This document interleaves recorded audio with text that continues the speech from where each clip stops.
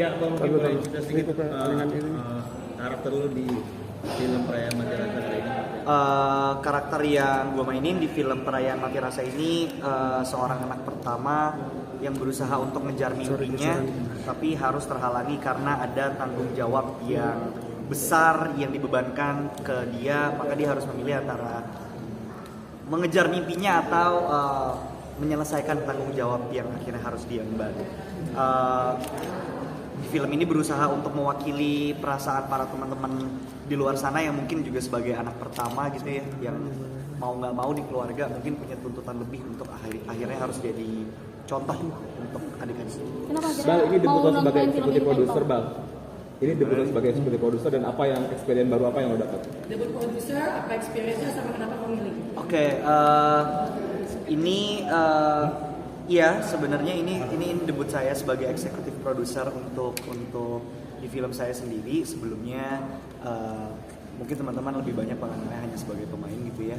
Dan alasannya kenapa akhirnya memutuskan untuk mempunyai role tersebut juga pastinya karena ingin belajar untuk membuat karya dari balik layar, nggak cuma sebagai seorang pemain yang menjadi pion paling depan gitu di poster ataupun di trailer, tapi juga selain itu keinginan untuk belajar ini juga disambut dengan tangan terbuka oleh saya Umay Shahab dan teman-teman dari Cinemaku Pictures yang memberikan kesempatan juga untuk belajar bersama, tumbuh bersama, dan mengajarkan saya banyak hal tentang bagaimana caranya bisa membuat sebuah film, dan sampai dari mulai proses ideasi sampai akhirnya nanti promosi saat film udah tayang gitu.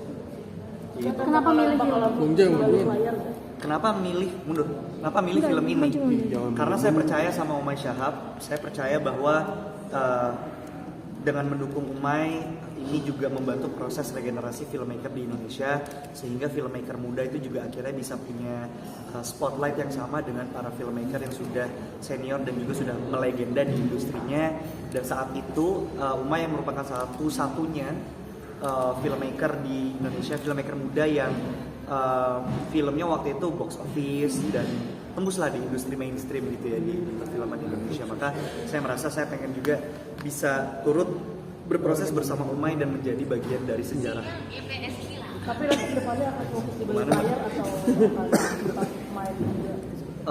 Itu masih dipikirkan, tapi saya sangat menikmati sih ternyata bekerja di balik layar, nggak cuma menjadi aktor gitu. Dan ini adalah film saya setelah 3 tahun nggak ada film saya di bioskop. Terakhir itu 2022, baru akan ada lagi di 2025 ini, dan alhamdulillah ada peran saya sebagai eksekutif. Tapi ini impian nggak sih kayak jadi produser? Iya, saya di tahun 2016 sempat nulis random sih. Cuma 2016 tuh saya pernah nulis kayak apa yang akan saya lakukan dalam 10 tahun mendatang gitu.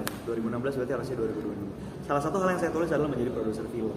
Saya waktu itu juga nggak paham sebenarnya produser film itu ngapain. Saya nggak paham ada yang namanya produser lalu ada eksekutif produser. Buat saya intinya adalah bekerja di balik layar di dalam sebuah produksi film. Dan alhamdulillah baru tahun 2024, 8 tahun berarti semenjak saya menuliskan hal tersebut. Kenapa menjadi produser impian? Karena saya selalu ngerasa bahwa saya mau punya kemampuan di luar skill saya sebagai seorang entertainer, aktor, musisi, dan figur untuk berada di balik layar. Saya juga punya urgensi yang gede banget sebagai seorang kreator gitu di balik layar. Saya suka mengerjakan hal-hal yang saya nggak perlu kelihatan deh, nggak apa-apa kalau misalnya ada yang lain yang mau di depan. Cuma kebetulan memang untuk di project ini ada di balik layar, ada juga di depan layar. Lalu nanti musik gimana? Lalu musik terakhir ya? Akan tetap jalan terbang? Masih dong. Musik itu buat saya tuh kayak jangkar kalau buat saya. Musik itu adalah hal yang selalu membuat saya tetap nginjek tanah, selalu membuat saya menjadi diri saya sendiri, selalu membuat saya menjadi seorang dewasa muda yang apa adanya. Ketika di film saya harus menjelma menjadi orang lain dan memasuki kehidupan orang lain. Berarti visinya 2026 apa Kak? 2025 berarti apa? Iya, nggak ngaruh, itu bukan film. Ayo ada foto. Berarti visinya 2025 apa kan 10 tahun ke depan udah ditulis? Ada deh. Ada deh. Foto dulu, ya. Foto sendiri, Terima kasih Bang, usia sekarang udah jadi ekspor. Oke, foto aja senyum. Manja. Depan.